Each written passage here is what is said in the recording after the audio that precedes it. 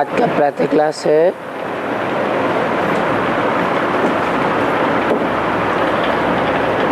12/5/63।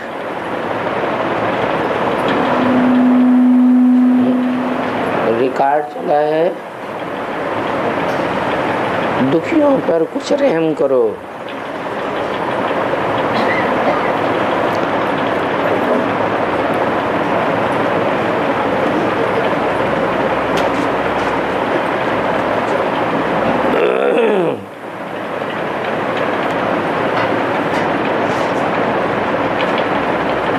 Class में किसी ने अनाउंसमेंट किया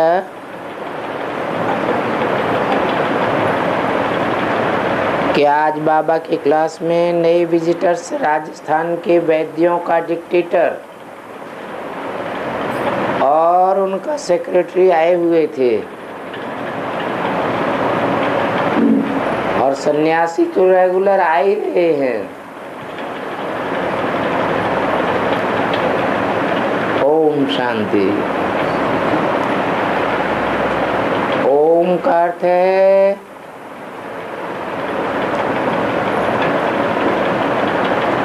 बहुत सिंपल।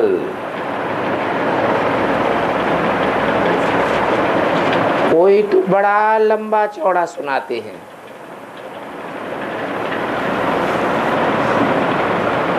ओम को ईश्वर भी कह देते हैं।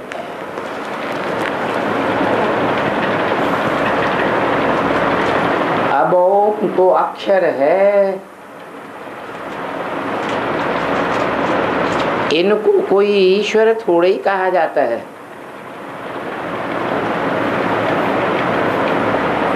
हाँ, उनका कोई चित्र है तो इनको ईश्वर कह सकते हैं। बाकी लिखे हुए अक्षर को ईश्वर थोड़ा ही कहा जा सकता है। ये ईश्वरीय कॉलेज है अथवा गार्डली यूनिवर्सिटी है, नाम भी लिखा हुआ है पाठशाला। किसकी पाठशाला? राजयोग की पाठशाला। राजाई के लिए पाठशाला है और राजाई के लिए ही राजयोग है। जैसे बैरिस्टरी योग कहा जाता है, तो किसको याद करना पड़ेगा? जो बैरिस्टर पढ़ाते हैं उनको याद करना पड़े।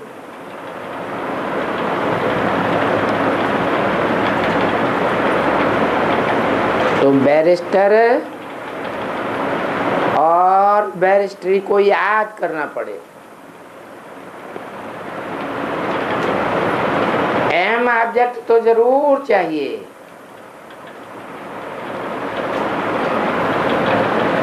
क्योंकि पढ़ाने वाला आप समान बनावेगा।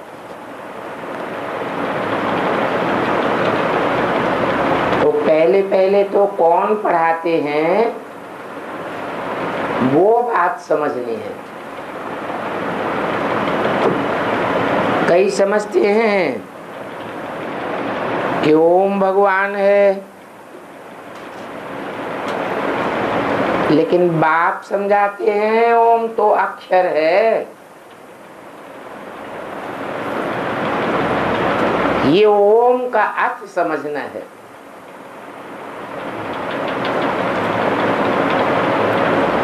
सारी सृष्टि का रचयिता बाप, जिसको मोस्ट बिलीवेड गॉड फादर कहा जाता है,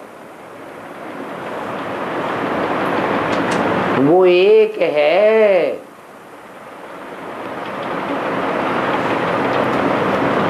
उनका नाम है शिव।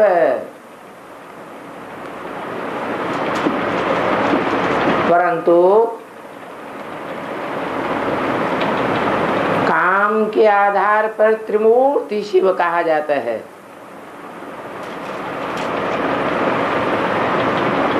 तीन मूर्तियां हैं, ब्रह्मा, विष्णु और शंकर। उसको शार्ट करने के लिए ब्रह्मा से आ लिया, विष्णु से ऊ लिया और महेश का मां लिया। आ ओ मां, तीन अक्षरों को मिलाने से एक अक्षर बन गया ओम।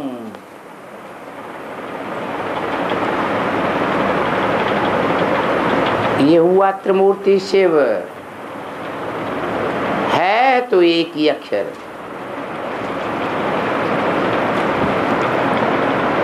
फिर भी कोई ब्रह्मा विष्णु शंकर मोस्ट बिलीवर्ड नहीं है। मोस्ट बिलीवर्ड एक बाप को ही कहा। ब्रह्मा विष्णु शंकर तो रचना है। कहा भी जाता है ब्रदरहुड, तो जरूर सभी आत्माओं का बाप एक है और सभी ब्रदर्स को बाप से वर्षा चाहिए।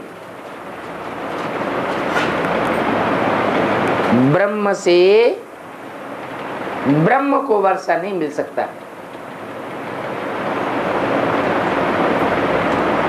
इसी हालत में ब्रह्मा विष्णु शंकर जिनों का रचयिता बाप है वो भी ब्रदर्स हो गए।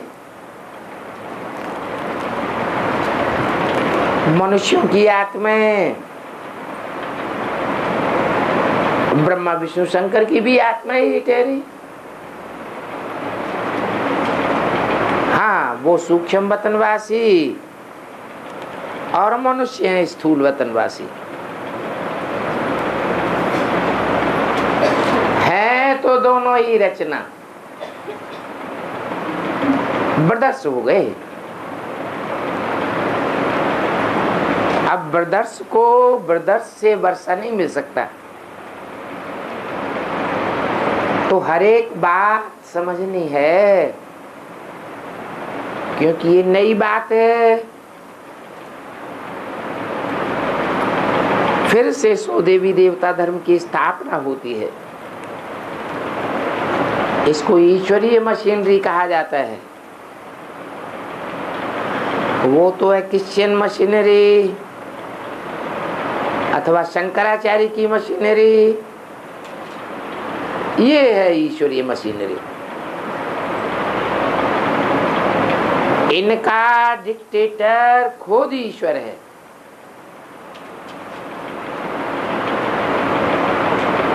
जिसको मोस्ट बिलीवर्ड गॉड फादर कहा जाता है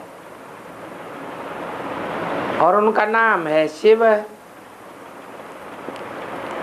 उनके बच्चों का नाम है शालिग्राम। बाप समझाते हैं ओम कोई गॉड नहीं है, ये तो एक अक्षर है। हाँ, उसका अर्थ है आई एम आत्मा। बाप कहते हैं मैं फिर कहूंगा हम परमात्मा।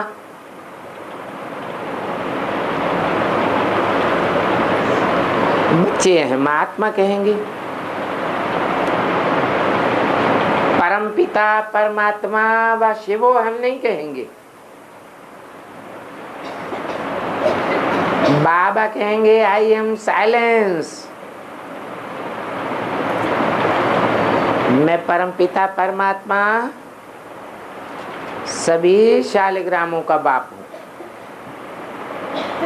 और मैं शांति का सागर हूँ। तुम बच्चे भी कहेंगे ओम शांति। शांति के सागर बच्चे हैं। बाप कहते हैं तुम और हम जब निर्वाण धाम में रहते हैं तो हम भी शांत, तुम भी शांत रहते हो। वो है ही साइलेंस। तुम आत्माओं को फिर अशांति में आना पड़ता है, क्योंकि तुम ही पूज्य, फिर तुम ही पुजारी बनते हो।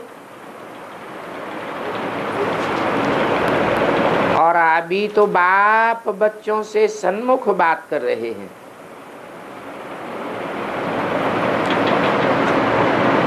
मैं भी शरीर में आकर ओम शांति कह सकता हूं। आत्मा और परमपिता परमात्मा दोनों ही निर्वाण धाम शांति धाम के रहने वाले। अभी मैं बच्चों की सन्मुख हूं। जिन बच्चों ने मुझे अपना बनाया है वर्षा लेने के लिए,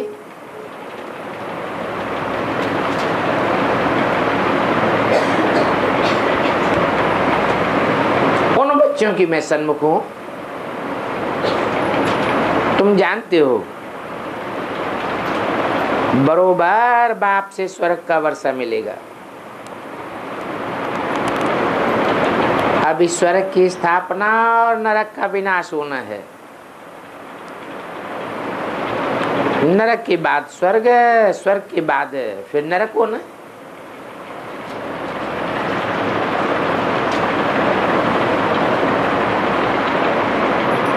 तुम स्वर्गवासी बच्चों को नरकवासी बनने में 84 जन्म लेने पड़ते हैं।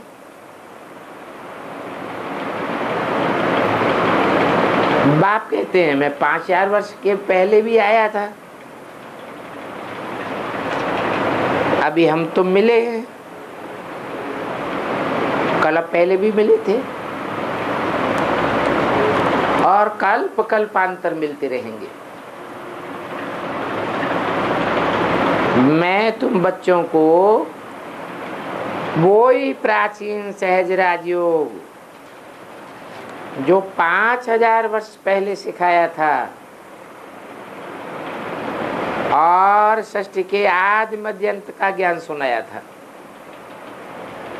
सो अभी भी सुना रहा। यही यूरोपवासी यादव थे और अनेक धर्म भी थे। देवी देवता धर्म जब प्रायः लोप हो जाता है तो मैं आकर के फिर से स्थापना करता हूं। सतयुग से लेकर के कलयुग तक की हिस्ट्री, ज्योग्राफी बैठकर तुम बच्चों को सुनाता हूं, समझाता हूं। तो मेरे को कहा जाता है त्रिकालदर्शी।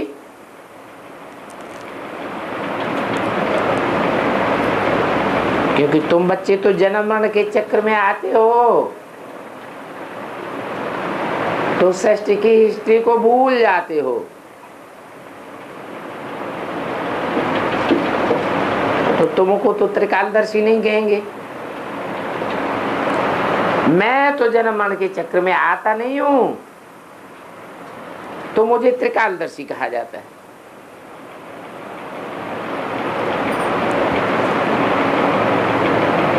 तुम बच्चों को भी आकर त्रिकालदर्शी बनाता हूं, परंतु सदा काल के लिए नहीं।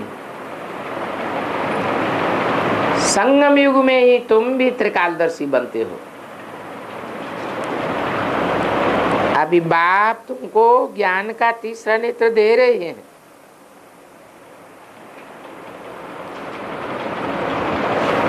क्योंकि बाप फिर से आए हैं, वही देवी देवता धर्म जो प्रायः लोप हो गया है,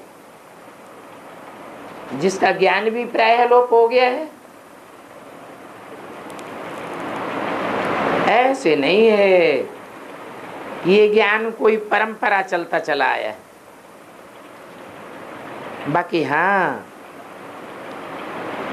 कि शिव बाबा ने इस ज्ञान को इस समय दिया,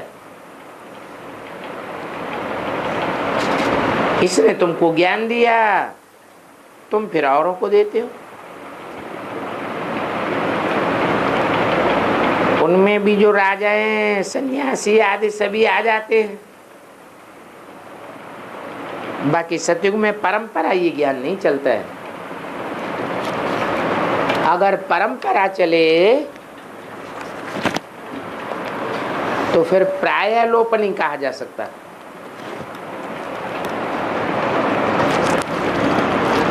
बारह 563 की वाणी का दूसरा पेज। भारतवासी तो जानते ही नहीं है कि हम किस धर्म के हैं। नहीं जानते हैं तो हिंदू कह देते हैं।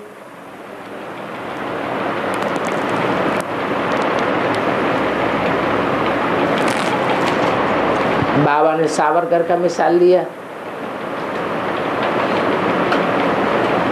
तो सावरकर को कहा गया, अच्छा तुम हिंदू धर्म के हो तो अब फिर से आकर के देवी देवता धर्म के बनो।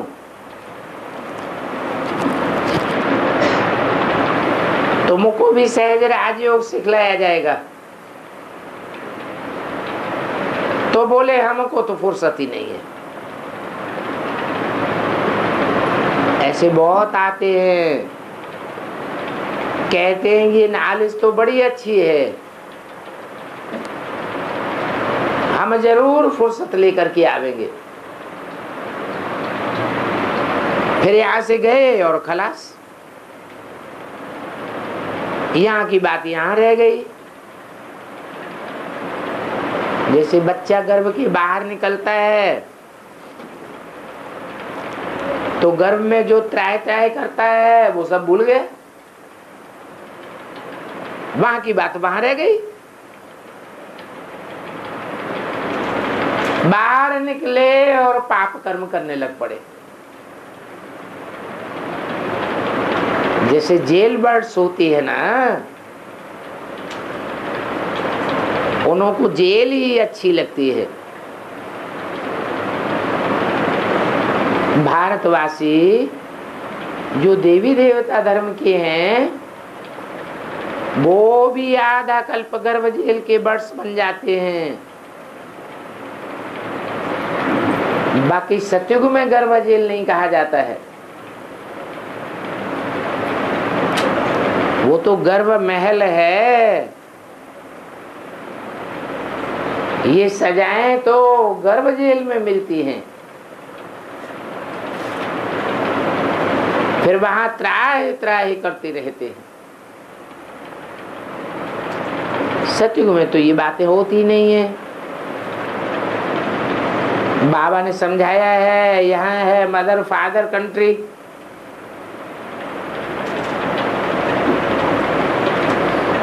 तुम्हारे माता पिता है ना,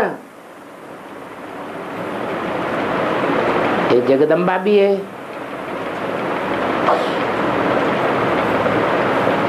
जगत पिता भी है, गाया भी हुआ है तुम माता पिता हम बालक तेरे। ये महिमा कोई लौकिक माँ बाप की नहीं है। जब गाते हैं तुमेव माता च पिता तुमेव, तो नजर ऊपर में चली जाती है। भारत में ही स्वर्ग के सुख घनेरे थे, अभी वो घनेरे सुख नहीं रहे। बाप कहते हैं मुझे वो घनेरे सुख देने के लिए परम धाम से नीचे आना पड़ता है।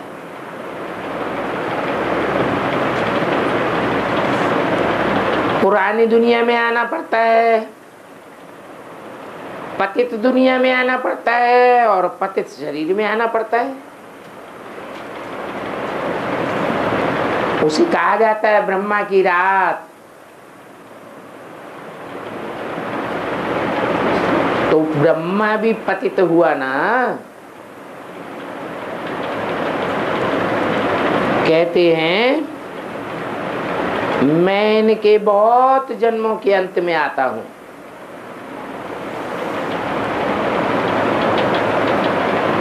अभी तुम बच्चे हो ब्रह्मा मुखवंशावली, और वो ब्राह्मण है कुखवंशावली।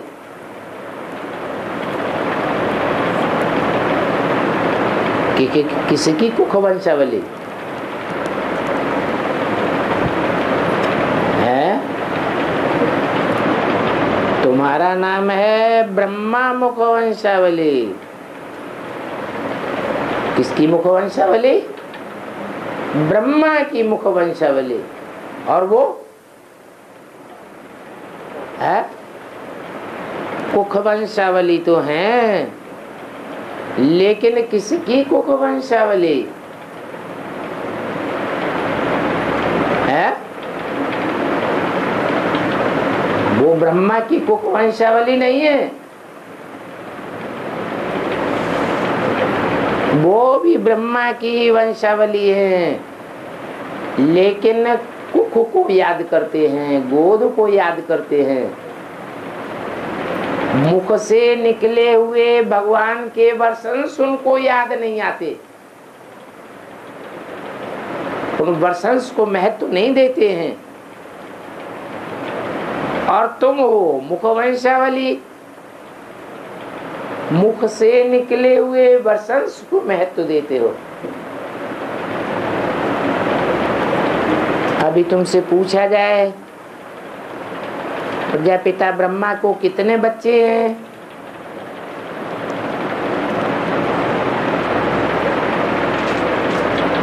कृष्ण के लिए तो कह देते हैं 16,108 रानियां थी।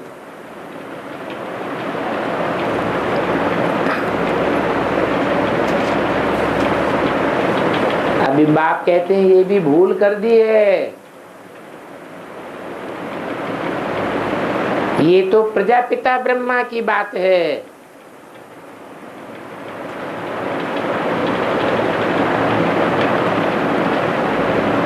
फिर कहते हैं ब्रह्मा की 8-10 भुजाएं।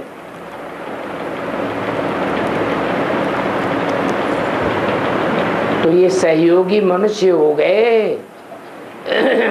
स्थूल भुजाओं की तो बात ही नहीं है। कृष्ण को प्रजापिता ब्रह्मा नहीं कहेंगे, बच्चे को बाप थोड़े कहा जाता है। ये तो संगम युग की बात है। हाँ, ब्रह्मा सो फिर श्री कृष्ण बनते हैं, तो ये संगम होने के कारण उन्होंने भारी भूल कर दी है। ब्रह्मा को तो बहुत बच्चे और बहुत बच्चियां हैं, कृष्ण को बच्चे कैसे शोभेंगे? तो कृष्ण को प्रजापिता नहीं कहेंगे, इनको तो बहुत बच्चे हैं। ये जगदम्बा ब्रह्मा मुखवंशावली ब्राह्मणी है।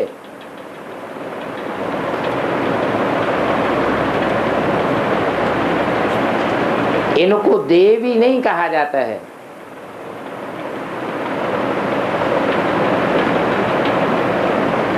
ब्राह्मण और ब्राह्मणी बाद में देवी देवता बनते हैं।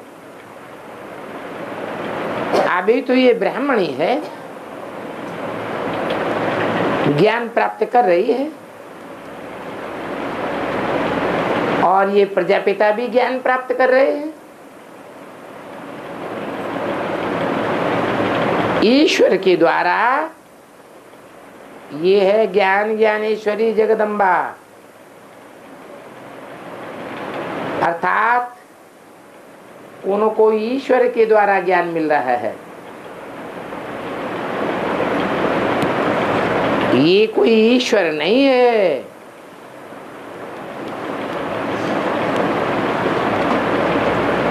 तो जगदम्बा का मर्तबा ईश्वर से भी बड़ा ठहरा।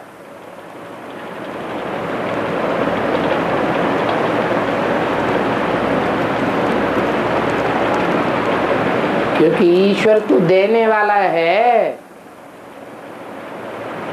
तुम बच्चों को आके बड़े से बड़ा मर्तबा देते हैं, लेते तो नहीं है। और मर्तबा तो इस दुनिया की बात है। तो बड़े से बड़ा मर्तबा जगदम्बा का है।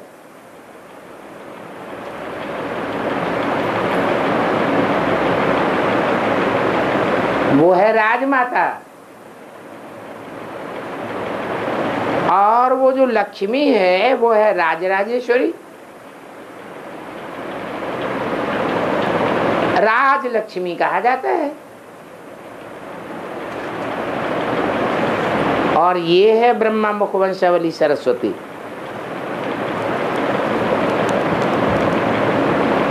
इनको बाजा दिया हुआ है क्योंकि ये ज्ञान ज्ञानेश्वरी है। बाप और बच्चे दोनों ज्ञान ज्ञानेश्वरी हैं। उनको ज्ञान देने वाला है ज्ञान सागर शिव। तो ये बातें बहुत धारण करने की हैं। और इन बातों को धारण करने में बड़ी बुद्धि प्रफुल्लित चाहिए। अगर बुद्धि प्योर नहीं होगी और कोई अशुद्ध भोजन आदि आ गया तो ज्ञान सारा उड़ जाएगा, ठहरेगा नहीं।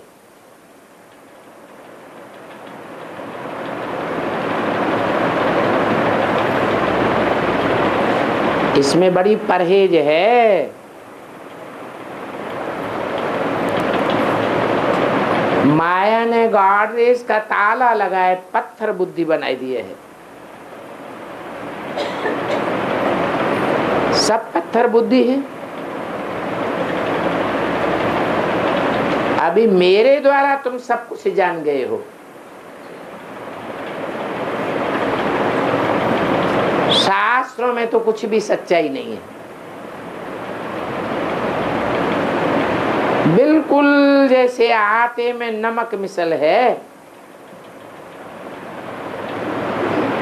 और ये रामायण तो बिल्कुल झूठा है।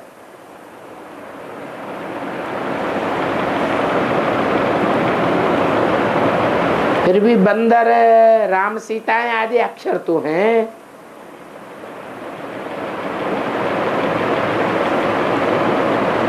इस समय सब बरोबर बंदर बुद्धि है।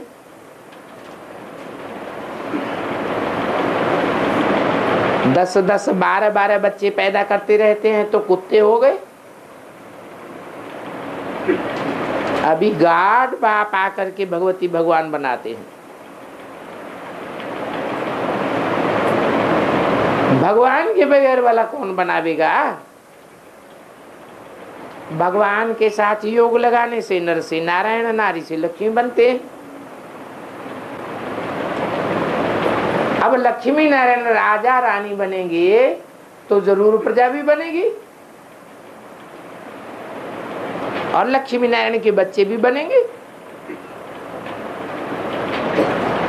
गोया ये सूर्यवंशी चंद्रवंशी पूरी राजधानी स्थापन होनी है। तो ये राजधानी स्थापन करने का काम क्या ये हठयोगी सन्यासी करेंगे? नहीं, वो तो हैं ही हठयोगी। और ये तो राजयोग है। तो अभी जिंदाबाद राजयोग होता है। ये हठयोग मुर्दाबाद हो जाएगा।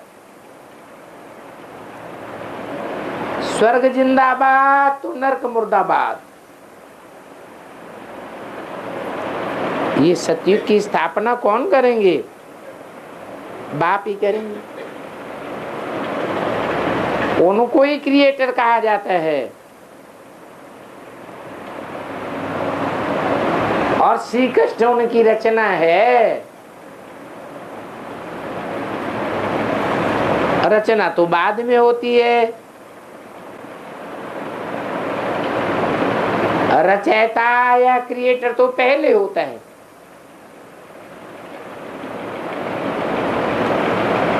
बच्चे बाप को ही पुकारते हैं। बच्चे पूछते हैं, बाबा हम कब से दुखी होना शुरू हुए? तो बाप बैठ बतलाते हैं कि आख्यानी सारी भारत पर ही है।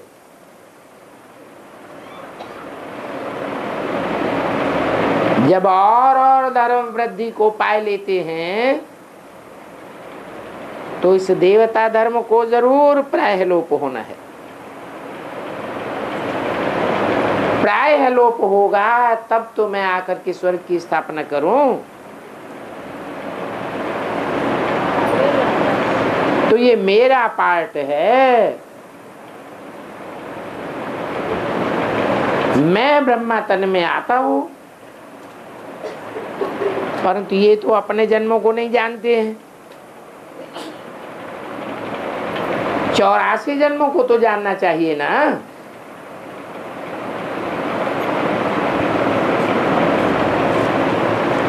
अभी बाप बैठ बतलाते हैं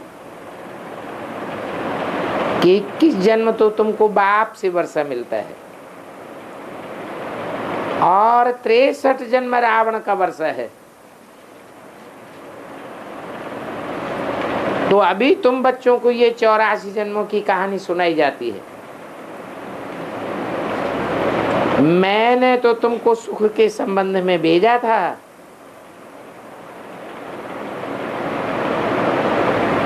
संबंध सुख के लिए होता है। अगर दुख हो जाए फिर तो बंधन हो गया।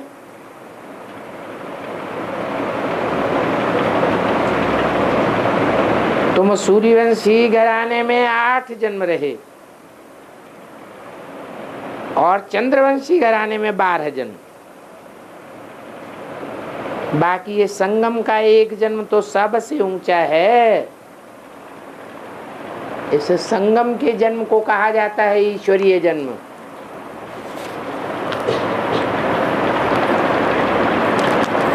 तो अभी तुम ईश्वर की संतान बने हो। 12/5/63 की वाणी का 3रा पेज। अभी ईश्वरीय संतान बने हो। इससे पहले तुम आसुरी संतान थे। 63 जन्म रावण की संतान थे ना। वहां तुमको आसुरी गोद मिलती है। अभी ये है तुम्हारी ईश्वरीय गोद। ईश्वरीय जन्म है और ये जन्म सभी जन्मों से उत्तम जन्म है। इसके बाद फिर तुम 21 जन्म दैवी घराने में लेंगे।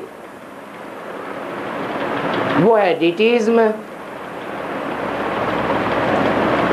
तो ये आप पॉइंट्स अपने पास नोट करके रखनी है। जन्म जन्मांतर गीता तो बहुत पढ़ते आए और गीताएं भी अनेक प्रकार की हो गई। सभी ने अपनी अपनी मत चलाई दी। अब कहाँ ईश्वरीय मत और कहाँ मनुष्यों की मत? तो इस समय तुमने ईश्वरीय गोद ली है। परम पिता परमात्मा गॉड फादर मोस्ट बिलवड को तुमने अपना बनाया है। इसके बाद 8 जन्म सूर्यवंशी घराने में होंगे। फिर 12 जन्म चंद्रवंशी मिलेंगे। लक्ष्मी नारायण की कोई भी बायोग्राफी व चरित्र नहीं है। कृष्ण को अगर द्वापर में ले जाते तो लक्ष्मी नारायण के छोटेपन की जीवन कहानी कहाँ गई? लोग तो कुछ भी समझते नहीं हैं। अभी बाप कहते हैं कि तुम बच्चे हमारे बने हो, तुम 21 जन्मों का सुख भोग फिर वाम मार्ग में गिरते हो। फिर मिलती है आसुरी 5 विकारों रूपी रावण की जो गोद, और रावण भी कोई को देखने में नहीं आया है।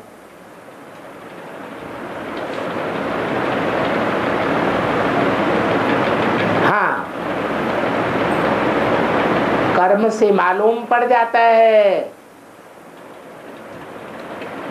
कि ये राम है, ये रावण है। रावण का काम है रुलाना और राम का काम है रमण कराना, आनंदित कराना। अभी बाप ने 84 जन्मों का पूरा हिसाब बताई दिया। इस हिसाब को कोई भी निषेध नहीं कर सकता। और फिर लक्ष्मी नारायण के बच्चे भी तो होंगे ना, परंतु उन बच्चों का नाम नहीं दिखाते हैं।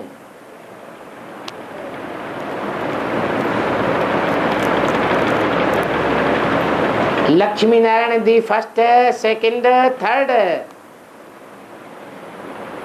ऐसे टाइटल चलता है।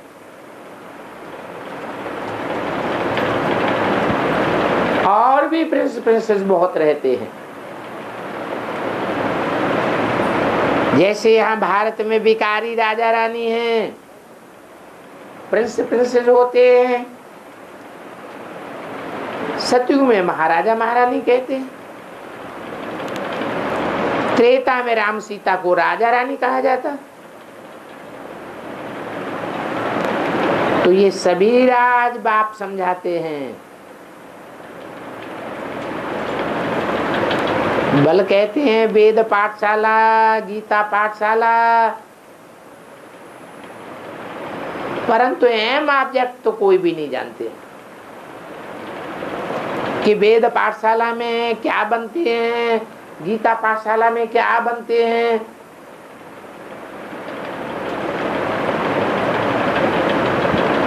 ये राजसी विद्या में तो एम ऑब्जेक्ट है। उन सत्संगों में तो कोई भी एम ऑब्जेक्ट नहीं है।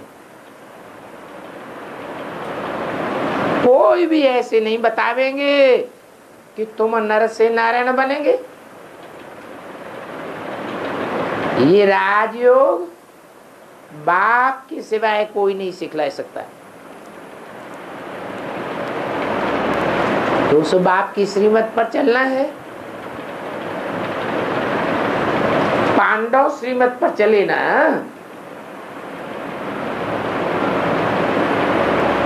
कौरवों ने मत नहीं ली तो उनका विनाश हो गया।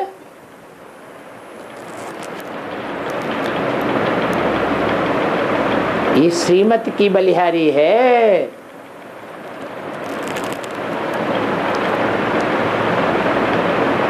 भले कौरव गवर्नमेंट को कितना भी कहेंगे श्रीमत पर चलो, परंतु वो फिर भी चलेंगे नहीं। जो कल्प पहले आए थे वो ही आकर के श्रीमत लेंगे।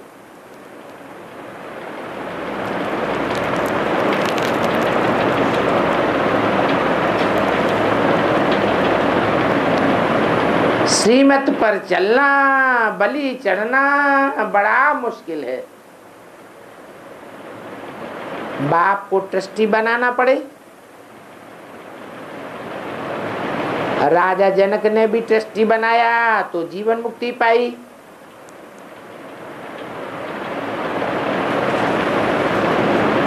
बाप तो किसी की राजाई को लेंगे नहीं। ये तो ममत्व मिटाने के लिए कहते हैं कि सब कुछ मुझे दे दो, ट्रस्टी बन जाओ और जैसे मैं चलाऊं वैसे चलो।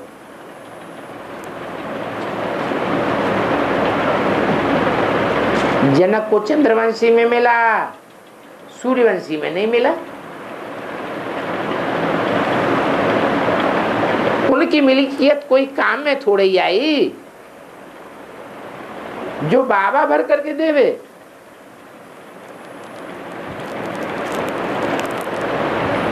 तो बाबा बड़ा सौदागर है। अविनाशी ज्ञान रत्नों का व्यापारी है। बाबा कहते हैं मेरे मीठे मीठे लाडले सिकील बच्चे, क्योंकि बच्चे पूछते हैं ना बाबा हम सभी आपके सिकील दे नहीं है क्या? बाप कहते हैं नहीं बच्चे, तुम बच्चे ही 5000 वर्ष बाद आकर के मिले हो। भला आगे पीछे मिलती तो सारी सृष्टि है।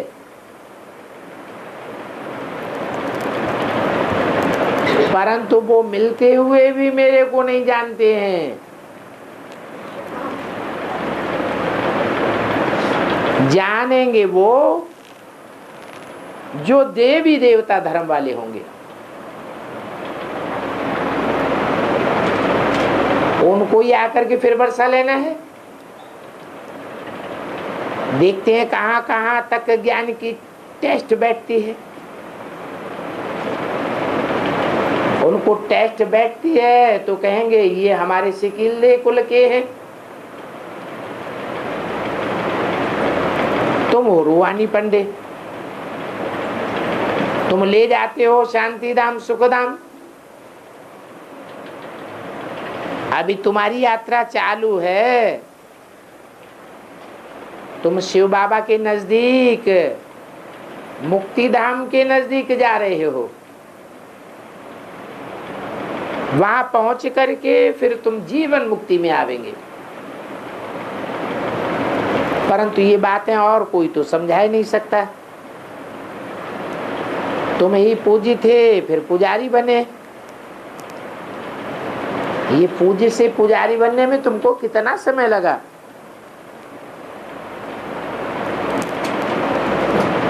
कहते हैं पूरा पूज्य से पूरा पुजारी बनने में पूरा 84 जन्म लगा। वो तो 84 लाख जन्म कह देते हैं।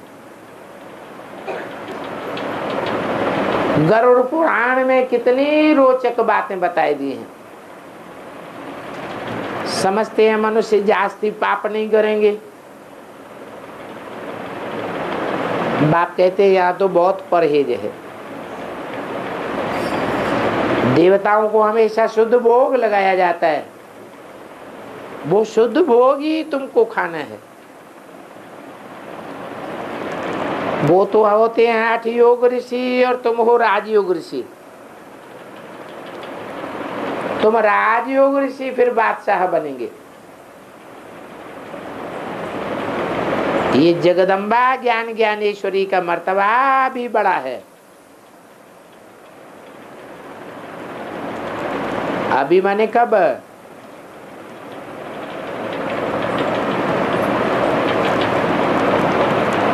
संगम युग में जगदम्बा का कितना बड़ा मेला लगता है।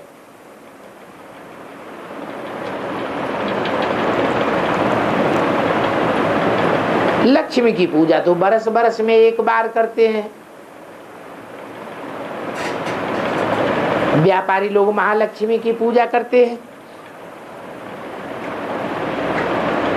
उनको 4 भुजाएं दी जाती है। वो है चतुर्भुज, क्योंकि विष्णु भी चाहिए ना। तो जगदम्बा 21 जन्मों का वर्षा देती है। 12/5/63 की वाणी का चौथा पेज। लक्ष्मी देती है बरस बरस में अल्पकाल का सुख।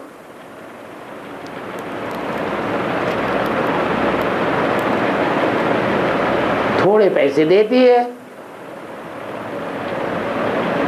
तो जगदम्बा बड़ी हो गई ना।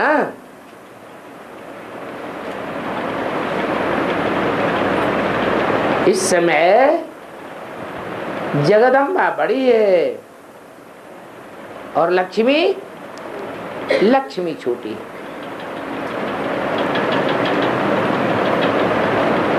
इस समय जगदम्बा 21 जन्म का राज भाग दिलाती है और वही लक्ष्मी फिर अल्पकाल के लिए इस समय पैसे देती है। लेकिन है कौन से पैसों की बात है? लक्ष्मी कौन से पैसे देती है?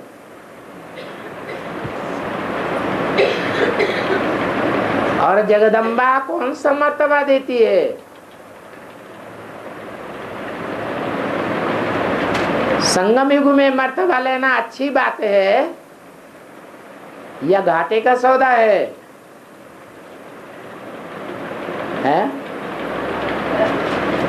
संगम युग में मान मर्तबा लेना ये अच्छी बात है या घाटे का सौदा है? ये तो घाटे का सौदा हो गया।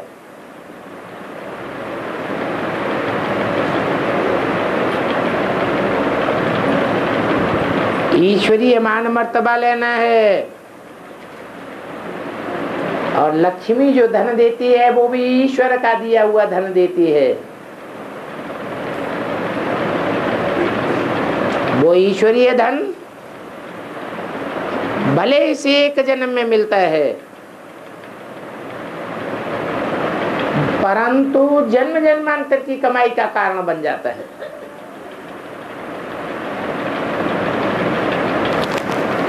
तो देखो लक्ष्मी से बरस बरस में भीख मांगते हैं।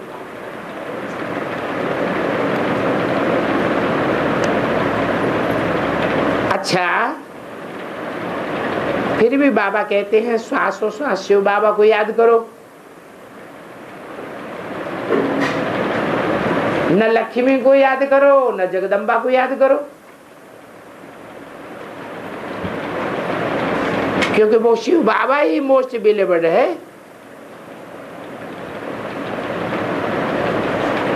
बाबा कहते हैं ये अंतिम जन्म मेरी याद में रहकर पवित्र बनेंगे तो मेरे पास आ जाएंगे और फिर पवित्र दुनिया के मालिक बनेंगे। अगर विकार में गए तो फिर बड़ी सजा भोगनी पड़ेगी, कुल कलंकित बन पड़ेंगे, फिर चांडाल का जन्म मिलेगा। 5 विकारों का दान देकर फिर वापस लिया तो हरिश्चंद्र चांडाल की कथा है ना। और चांडाल उनको कहा जाता है जो शमशान में मुर्दे को जलाते हैं। रायल घराने के चांडाल अलग होते हैं और प्रजा के चांडाल अलग होंगे, उनकी शमशान घाट भी अलग अलग होगी। तो बच्चों को समझाते हैं खबरदार रहना, मैं धर्मराज कालों का काल हूं, सभी आत्माओं को वापस ले जाने के लिए आया हूं।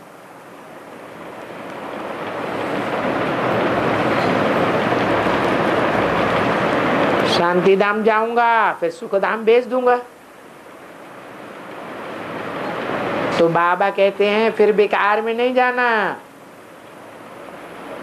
पहले पहले आता है शुद्ध अहंकार, बाद में और विकार आते हैं। देह अभिमान के आने से ही गिरते हैं। देही अभिमानी तो नहीं गिरेंगे। तो पहले पहले देही अभिमानी भव, मेरे साथ योग लगाने से फिर माया का वार भी नहीं होगा। नहीं तो माया बड़ी प्रबल है। कोई अपवित्र के हाथ का खाया तो बुद्धि में रोला पड़ जाएगा। इसलिए बाबा कहते हैं अपने हाथ का बनाया हुआ खाओ, बहुत नशा चढ़ जाएगा। ये कलयुगी दुनिया वैश्यालय है। सतयुग को कहा जाता है शिवालय। शिव ने आकर के स्थापना की है। भारत शिवालय था, अभी वैश्यालय है। समझते हैं साधु लोग शिवालय बनावेंगे, परंतु शिवालय तो शिव बाबा के सिवाय कोई बना ही नहीं सकता। कहते हैं कि मैं आकर के इन साधुओं का भी उद्धार करता हूं और करता भी हूं इन माताओं के द्वारा। जिन माताओं का ये साधु लोग तिरस्कार करते रहे हैं, इन साधुओं को कुमारियों के द्वारा बाण मरवाए हैं।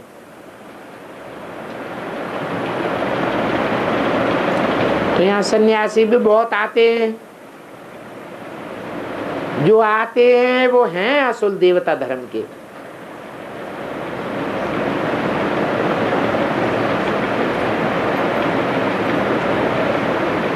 कन्वर्ट हो गए हैं तो फिर जरूर यहाँ आवेंगे। जावेंगे कहाँ? तो बाप कहते हैं सर्वधर्मान परित्यज्य। अरे सन्यासी क्रिश्चियन आदि सब धर्मों को छोड़ दो। मैं हिंदू हूँ, मैं मुसलमान हूँ, ये छोड़ दो। अपन को देही आत्मा समझो, मेरे साथ योग लगाओ। ये तुम्हारा अंतिम जन्म है। मैं गाइड बन करके आया हूं, फिर तुम्हारी अंतमते सुगति हो जाएगी। एक दो को सावधान करते रहना है। पापों का बोझा बहुत सिर पर है। जब तक स्थापना पूरी नहीं हुई है, विनाश का समय नहीं आया है, तब तक विकर्मों का हिस्सा रह जाता है। जब कर्मातीत बन जाएंगे फिर शरीर छूट जाएगा।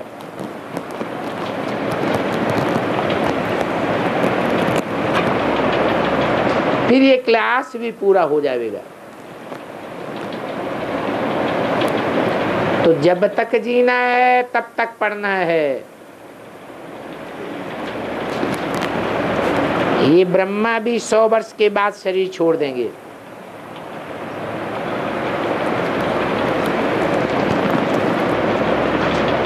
तब तक पढ़ते ही रहना है।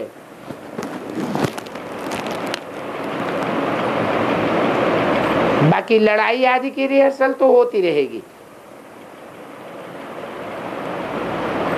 और तुम ज्ञान में रिफाइन भी होते रहेंगे। वहां बॉम्ब्स रिफाइन होते रहेंगे, क्योंकि फिर कोई अस्पताल आदि तो रहेंगी नहीं। कौन संभाल करेगा? इसलिए रिफाइन बनाते हैं कि पूरे खलास हो जाए। आत्मा कोई दुख होता है, तरस भी उन पर पड़ता है। धर्मराज भी सजा देते हैं तो भी शरीर धारण कराते हैं। ऐसे नहीं कि सूक्ष्म में शरीर से सूक्ष्म में सजाए भोग करके खत्म कर देंगे। बाप कहते हैं आत्मा दुखी न हो, इसलिए नेचुरल कैलेमिटीज आज से जल्दी जल्दी खलासी होगी। बाबा ने समझाया है ये रुद्रमाला है फाइनल। अभी तो अजन ये पुरुषार्थ चल रहा है, अभी तो रेस है, अभी कंप्लीट माला नहीं बन सकती, ये अदली बदली होती रहेगी। फिर दाना निकालना, ऐड करना पड़े तो अंत में कंप्लीट रुद्रमाला बनेगी।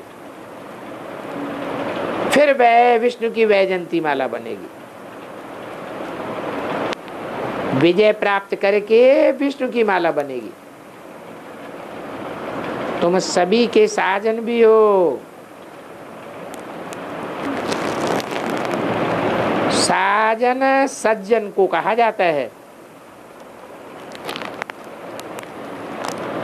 सज्जन अर्थात सप्तजन। तो तुम सज्जन भी हो और दुश्मन भी हो। तुम कहते हो ये अनेक धर्म सभी खलास हो जाए,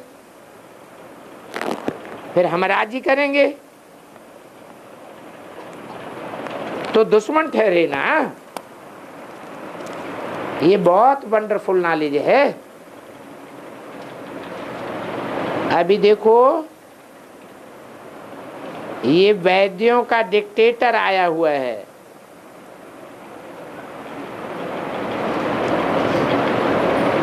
ये बाबा भी है विनाशी वैद्य। योग से हम 21 जन्म एवर हेल्दी बन जाते हैं।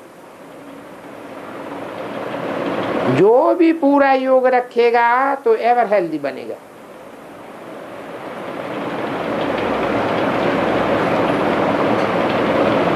तो कितनी सिंपल नॉलेज है जो बच्चों को धारण करनी है। अच्छा, बच्चों को नमस्ते, ओम शांति।